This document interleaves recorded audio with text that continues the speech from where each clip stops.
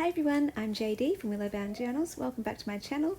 I am a journaler, journal maker and teacher of journaling courses, and I've got another Junk Journal with Me episode in this video, just doing a little quick flip through of what I've done so far in my faith journal.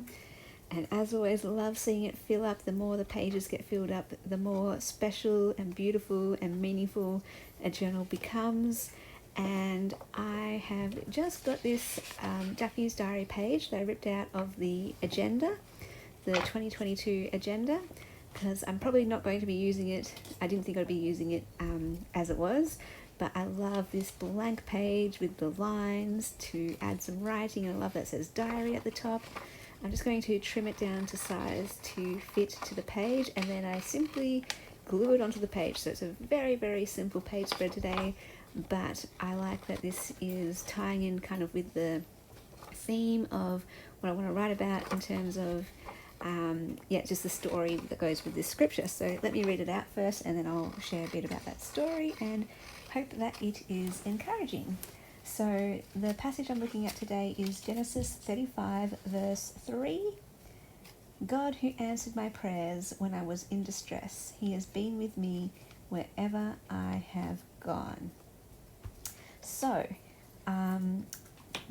reading Genesis, I have been noticing, because I've been working my way through from the start of the Bible. So just reading through Genesis in January and now into February. And what I've really noticed, a theme that keeps coming up, is how God continually says, I'm with you, I'm with you, I'm with you, I'm with you. And he'll say it multiple times to the same person even. It's like this constant reminder that we need to know that, hey, I'm with you. And wherever you go, if you travel here, if you travel there, if you're in this situation, if you're in that situation, no matter how old you are, no matter who the people are around you or what situation you find yourself in, I'm with you and I'll always be with you. And I really love that. And because my word for the year this year is not alone, I think that's why I've especially noticed this theme in the Bible, in Genesis, for the first time, coming out so clearly this way. Like, this is the thing that's jumping out at me most. Because there's a lot of the different things that will jump out at me as I read through the Bible, but I don't necessarily document them all in my faith journal, because otherwise it will get filled up really, really quickly. So what I'm reserving this faith journal for is the things that are directly speaking to me right here, right now, with my own current situation, that's speaking to me in a big way like that, rather than just generic overall life stuff, which I might write, in a different journal, or I might annotate my Bible journal. I shared in a previous video how, there wasn't anything major that was resonating with me to put into this journal, but I just flipped through some of the Bible in terms of what I highlighted and what notes I wrote down. So there's all different things that speak to me, but just the ones that really, really meet me right where I'm at.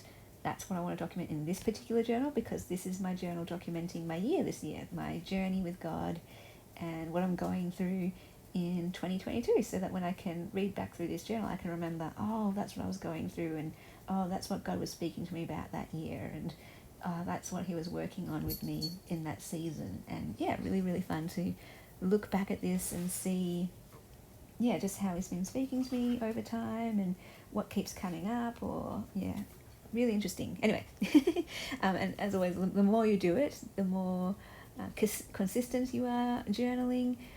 That's where you really get to see your journey unfold, and that's one of the things I love most about journaling, is that you can document your journey and really follow that journey and see how it unfolds and see how you have grown. Because so often we forget what we've been through, we forget how far we've come, we forget the lessons that we've learned, and I find it really helpful to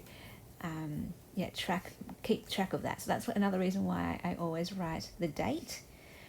So I date each entry so that I can remember, where I was at the time, what year it was, how old I was, what was I going through at that time.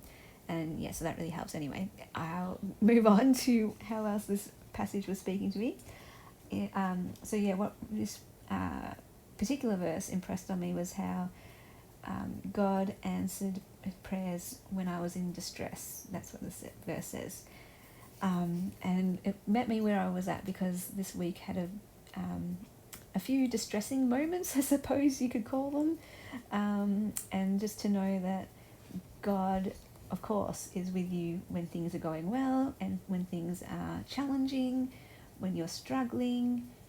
He is right there as well. And that it just reminded me that I can bring all of that to him. I can bring all of my distress to him. I can bring all of my pain or my stress and worries or fears. I can bring all of that to him, because he's with me right there in that. And that's really comforting. He might not take it away, and he might not, it says he answers your prayers, but he might not answer it in a way that you want it to be answered. But what he will do is give you everything you need to go through that. And he will give you himself, basically, in essence. And when we have him, in a way, for me, it doesn't matter what we go through, what I go through. As long as I have him, I'm okay. So the situation doesn't need to change. All I need to know is he's with me, and that gives me comfort, that gives me strength, that helps to give me peace and joy.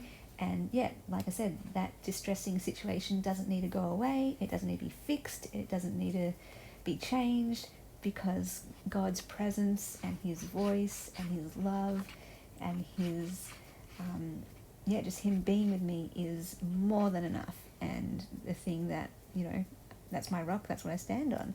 So yeah, I hope that is encouraging for you. No matter what you're going through, you're not alone. He is so with you, and you can bring whatever you're going through to him, and he will meet you right there and answer you right there with himself, with who he is. So yeah, hope you enjoyed that quick journaling session, and I'll see you guys in the next video. Bye guys. A big special thank you to my beautiful patrons who supported me in January. Thank you so much from the bottom of my heart. It means the world to me. I can't do this without you, so thank you so much. If you would like to become a patron in February, the link will be below in the description box to my Patreon, and that's where you get access to extra videos and behind the scenes looks, personal updates, printables, the Ruby tier and higher. You get every single digital kit from my Etsy as well. And may you all journal your lives, because your story matters.